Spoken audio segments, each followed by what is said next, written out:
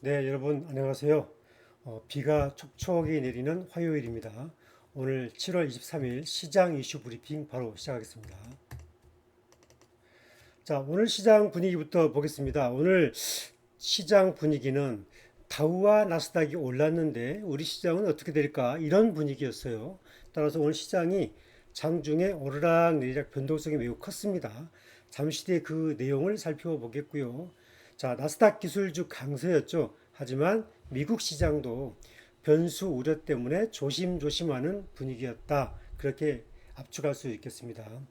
지수 현황 보게 되면 외국인이 오늘 현물에서 한 2,300억 정도 매수를 했는데 삼성전자 빼고 나면 크게 산 게 없다. 이렇게 봐야 되고 하이닉스는 매도를 지속하고 있다. 그래서 약세를 보였다. 이렇게 해석할 수 있겠습니다.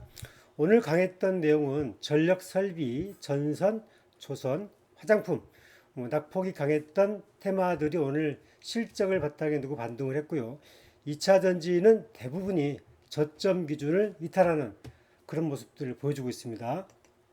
자, 시장 특징부터 볼게요. 자, 오늘 시장부터는 트럼프 영향이 좀 주춤하는 그런 모습을 보이고 있어요. 그러니까 트럼프의 영향은 늑대와 양측이라고 해야 될까요? 늑대가 나타났다 그러는 시장이 여러 번 반복되다 보니까 약간 훈련이 된 듯한 그런 느낌이고 사람들이 좀 받아들이는 그런 흐름이 나타났다 그렇게 볼 수 있고요. 달러 인덱스, 국채금리, 원달러 환율 크게 문제없이 안정적인 흐름을 보이고 있습니다. 따라서 시장은 크게 문제가 없고 투자 심리만 위축되어 있다. 이렇게 해석할 수 있겠습니다. 자, 한국 증시가 미 증시에 아주 민감합니다. 그런데 외국인들이 최근에 리스크 관리 모드를 계속 하고 있어요. 그래서 시장이 강하게 방향성을 잡지 못하고 계속 오르락 내리락 조금씩 저점이 낮아지고 있고 외국인들은 영업이익이 개선된 낙폭과대 종목만 조금씩 돌려 매매하고 있어요. 아주 영리하게 시장을 접근하고 있죠. 뭐 전선, 화장품, 실리콘투, 밸류업 이런 종목군들을 돌아가면서 공략하고 있다 이렇게 봐야 되겠습니다. 자, 시장의 변동 요인. 왜 이렇게 시장의 변동 요인이 언제까지 가는가? 다우와 나스닥은 지금 불안전 장세입니다. 따라서 지금은 경기 둔화 우려감이 해소돼야 시장이 다시 움직일 수 있다. 따라서 지금은 경기 둔화 우려감을 해소하는 게 먼저다. 그게 우선이고요. 또 하나는 트럼프와 해리스에 따르는 트레이드, 뭐 테마주가 오르락내리락 하는 거 이런 변수는 오래 못 갑니다. 바로 그냥 2, 3일 지나면 다시 제자리로 가버리는 그런 흐름이기 때문에 이른바 정치 테마주를 따라다니면 굉장히 어렵죠. 수익 내기도 어렵고 또 미국 시장은 빅테크가 끌고 간 나스닥이었습니다. 따라서 특히 빅테크는 경기 동향에 아주 민감합니다. 따라서 경기가 둔화되거나 실업률이 높아지거나 또는 성장세가 떨어지게 되면 바로 빅테크 종목군들은 조금씩 저점이 낮아진다. 그렇게 참고하시면 되겠습니다. 또 하나는 한국 증시가 미 증시에 아주 민감해요.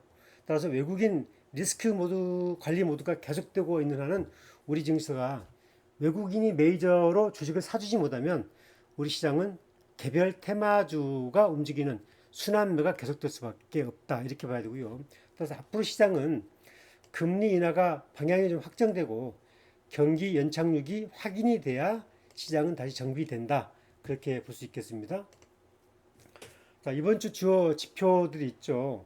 테슬라 실적이 발표가 되고 또 GDP 국내 성장률 2분기 실적이 발표되고 PC 개인 소비 지출이 나오게 되고 다음 주에 빅테크 기업들의 실적이 발표가 됩니다. 하지만 지금 미국 시장도 호재는 둔감하고 악재는 민감한 시장이 되어 있습니다. 따라서 실적은 이미 주가에 충분히 반영됐어요. 따라서 폭발적 실적이 아닌 이상 주가는 빠지지 않고 소폭 반등하고 횡보하는 시장이 될 수밖에 없다. 따라서 지금은 투자 심리 안정화 기간이다. 이렇게 이해하셔야 되겠죠? 자, 그리고 자금 동향을 보겠습니다. 오늘 자금 동향 보시면 지금 외국인들이 현물에서 2,400억 순매수했고 코스닥을 1,200 샀어요. 근데 코스닥에 산 종목군들은 뭐 2차전지 낙폭 과대주, 에코프로 같은 종목, 일부 종목을 조금 샀어요. 그리고 선물은 2,743억 매도했어요. 따라서 외국인이 현물과 선물이 매도 움직임의 폭이 매우 좁아든 것은 적극적으로 매매를 하는 게 아니라 이른바 리스크를 관리하면서 다음 흐름을 좀 주시하고 있다. 이렇게 여러분들이 좀 이해를 하면서 시장을 접근하는 게 좋겠습니다. 그리고 외국인이 매수한 자금은 삼성전자에 국한됐다. 좀 그렇게 봐야 되고요. 코스닥은 낙폭과대 종목에 2차 던지에 선별 매수를 했고 이번 주는 역시 숨고르기 장세가 지속될 수밖에 없고 미국의 GDP, PC 이런 지표가 확인되기 전까지는 계속 박스권이다. 그렇게 봐야 될 것 같습니다. 자, 하이닉스, 삼성전자 흐름 여기서 보고 갈까요? 그리고 아직도 좋아요, 구독하기 아니시라면 여기서 뭐 그렇게 어려운 일이 아니니까 좋아요, 구독하기 한번 부탁드리겠습니다. 자, 삼성전자, 하이닉스 한번 보고 갈게요. 자, 삼성전자 한번 볼게요. 자, 삼성전자 오늘 주가가 83,900원이죠. 고가 84,700원, 저가 83,400원. 자, 외국인들이 보세요. 외국인들이 오늘 보시면 236만 주 샀어요. 그죠? 기관이 160만 주 팔았어요. 그런데 거래량이 1,545만 주밖에 안 돼요. 지금 삼성전자가 이걸 뚫고 올라가려면 거래량이 터지면서 이걸 한번 말아줘야 돼요. 따라서 이 거래량이 여기 있는 거래량이 쭉 한번 뚫고 올라가 주지 않으면 주가는 역시 제한적 움직일 수밖에 없고 오늘도 1,500만 주 정도 거래량으로서는 매우 부족해요. 적어도 거래량이 한 2,500만 주, 한 3천만 주대 이상 나오면서 이렇게 한번 이렇게 8만 5천 원대 이상으로 쭉 한번 밀고 올라가줘야 단기 추세 반전이 왔다 이렇게 해석할 수 있는데 지금은 그럴 단계가 아니고 여전히 리스크 관리 모드가 지속되고 있기 때문에 저는 개인적으로 여러분도 신규는 계속 리스크 관리를 해야 된다 그렇게 보고 있습니다. 자, 하이닉스 오늘 막판에 20만 5천 원까지 좁혔어요. 장중에 보면 이렇게 저점이 20만 원대까지 빠졌다가 20만 5천 원대까지 회복이 됐죠.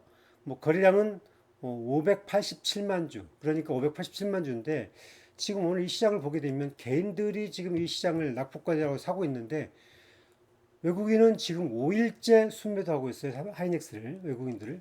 따라서 지금은 물론 기관들이 오늘 18만 주 매수했지만 아직 이 부분에 대해서는 검증이 안 됐어요. 미국 시장도 엔비디아가 반등을 줬기 때문에 오늘 반등을 줬지만 엔비디아 아직 하락 지지가 확보된 게 아니고 계속 박스권에 있어서 들쭉날쭉해요. 따라서 하이닉스도 조금 더 확인하는 그런 과정이 필요한 그런 과정이 있다. 따라서 역시 리스크 관리 모드가 계속 필요하고 지금 이렇게 들어 올렸지만 이게 한번 또 무너지게 되면 19만 원대까지 무너질 수 있다. 그 가능성을 열어놓고 대응을 하시는 게 좋겠습니다. 자, 자원주도 한번 보겠습니다. 포스코 인터내셔널 52,700원, 500원 하락했죠. 거래량 69만 5천 주, 거래량이 어제보다 더 줄었어요. 외국인이 오늘 약 8만 주 매수했고 기관이 2만 3천 주 팔았는데 연기금은 2만 5천 주 샀어요. 그래서 이 부분은 매우 긍정적인 시그널이죠. 뭐 최근에 나온 하이투자증권 리포트가 어제 나왔는데 목표가는 여전히 9만 4천 원 유지했고 바이를 얘기했고요. 지속적인 탐사 및 생산 그러니까 미얀마와 호주의 시추 탐사가 계속 확대되고 있어서 밸류 리레이팅이 계속되고 있다 이렇게 보고 있어요. 그래서 9만 4천 원을 목표가로 대응했어요. 그리고 대왕거래 프로젝트가 여전히 살아있다 이렇게 보고 있어서 여기서 이제 포스코 인터도 한번 차트 한번 볼게요.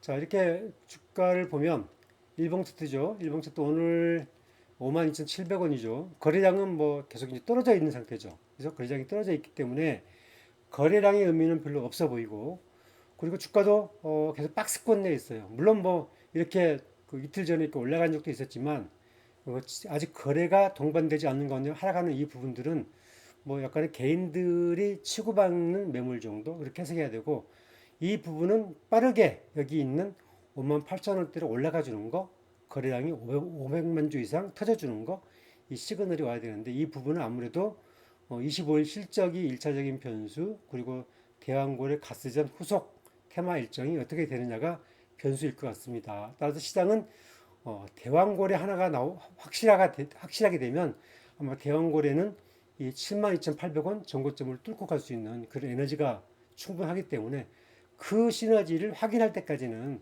여러분들이 좀 소신으로 대응하는 게 좀 좋지 않겠나 저는 그렇게 보고 있습니다. 자, 그리고 이제 K푸드 사조 대림 뭐 이 종목은 공부한다고 생각하시고 저도 이제 이게 저도 좀 공부를 좀 하고 있어요. 지금 이 종목은 정말 객관적으로 제 흐름을 좀 얘기해 볼게요. 오늘 78,000원 마감했고 3,300원 올랐죠. 그리고 거래량 27만 주. 자, 그러면 여기서 파는 사람과 사는 사람의 심리도 한번 생각해 봐야 돼요. 파는 사람과 사는 사람의 심리. 왜 팔고 왜 살까? 지금 이거 하나증권 리포트로 보게 되면 목표가 16만 원. 뭐 예를 들어서 올해 영업이익 1,900억 원대. 그리고 내년에 뭐 2,400억대. 매출 4조 원대. 이렇게 나오고 있잖아요. 저는 기본기에 기본적 분석에 충실하게 되면 이 종목은 언젠가는 간다. 저 그렇게 보죠. 자, 오늘 신용잔고가 좀 늘었어요. 어제 만주가 들어왔어요. 신용이. 만주가 들어왔기 때문에 이 만주는 크게 의미 없죠. 그런데 이제 이 만주를 땡긴 사람은 한번 노려보겠다 그러죠. 단기 반등을 노리겠다 이거죠. 그러니까 어제 반등했던 친구들은 오늘 팔았을지 모르겠지만 아무튼 신용이 어제 만주가 들어왔다. 뭐 그렇게 많은 건 아닙니다. 근데 유통 물량이 많지 않아요. 유통 물량이 이 종목이 한 170만 주 정도밖에 안 돼요. 전체적인 물량은. 그래서 이런 부분이 있고 그 다음에 지금 일봉으로 보게 되면 오늘 한번 저점에서 7만 2천 원 무너졌다가 7만 3천 원 무너졌다가 다시 7만 8천 원 끌어올렸죠. 땡겼잖아요. 이것은 크게 왔다 갔다 할 이유는 없다고 봐요. 이 부분은 이 부분 여기 이 부분 6월 중순에 거래량이 이때 거래량이 420만 주죠.